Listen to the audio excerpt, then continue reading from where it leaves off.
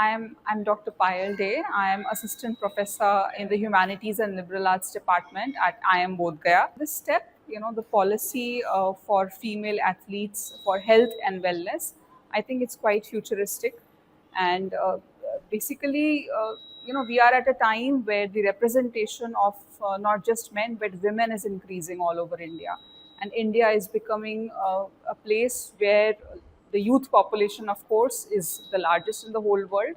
And because of the youth population, sports is becoming a very important career and outlet.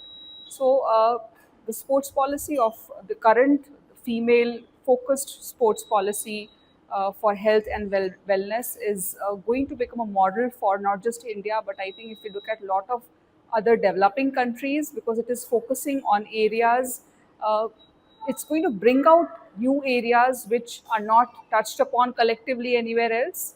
Especially if we look at issues which become a taboo for anybody to speak about, whether it is issue of mental health or it's issues of just reporting the matters to higher ups, or common problems like menstruation.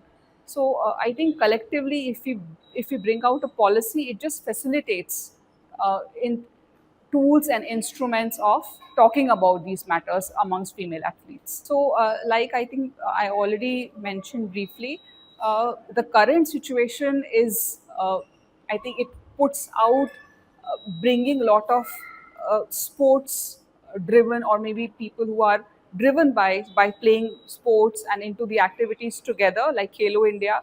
Recently, we saw that, which was hosted by the state of Bihar. We saw that Bihar won lot of medals. Women from Bihar won lot of medals, and Bihar has done comparatively very, very well.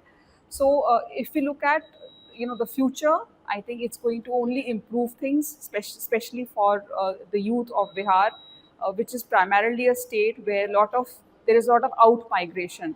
So having a policy is going to orient this youth towards an activity and provide them the infrastructure and a current wave to pursue a career which is very well, I think, understood through this policy. So when we start a policy, it also brings into play important regulations. It opens the ground for regulations.